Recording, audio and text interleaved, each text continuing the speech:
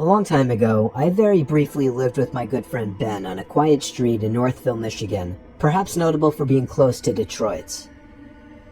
It wasn't the nicest house, or block, or area for that matter, but the price was unbeatable for two broke young men like ourselves. Ben and I went way back to when we were like 9 years old, and at the time of this story, we worked the same job, and rooming together with him seemed like a great idea. On our first day there, we quickly figured out that the creepy-looking house across the street with the overgrown grass and bushes was abandoned, as were a lot of the houses around the area. In fact, something we somehow hadn't noticed before, there was even graffiti next to one of the front windows and on the fence.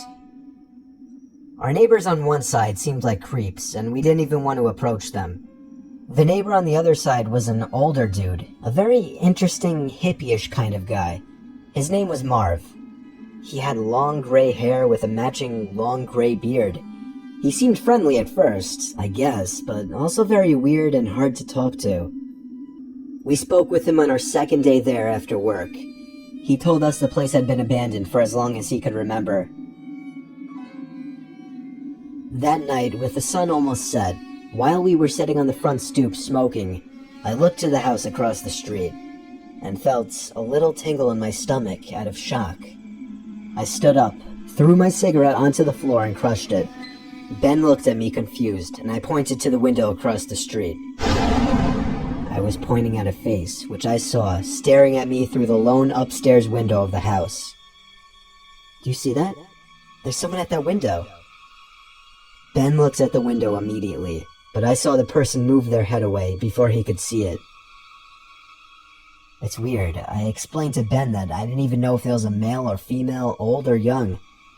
The glass was just too foggy. All I knew was that I saw the eyes, and they were staring at us. Ben told me I was legitimately creeping him out. He believed me. We ran over to Marv's house to tell him, but strangely he didn't answer his door, even though we saw him watching TV in his tiny, messy living room through the window. The fact that the guy wouldn't answer creeped us out even more. Dude, what the fuck is going on with this place?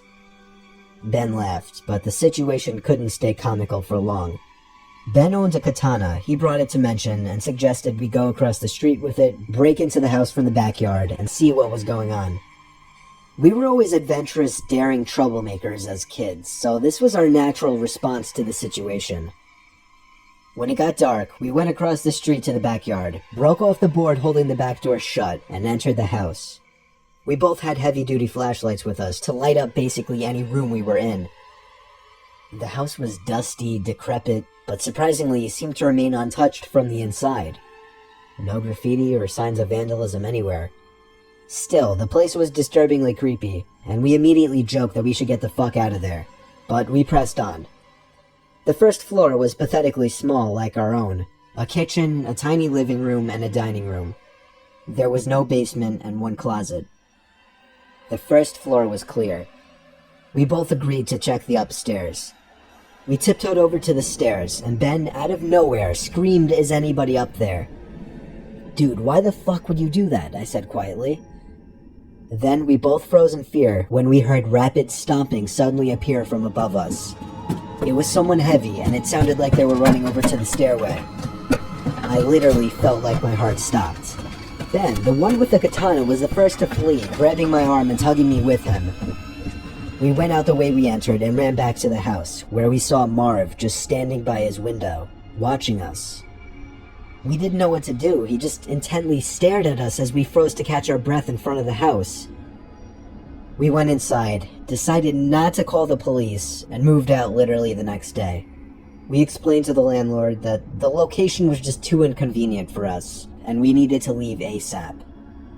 We drove away from that house and never looked back.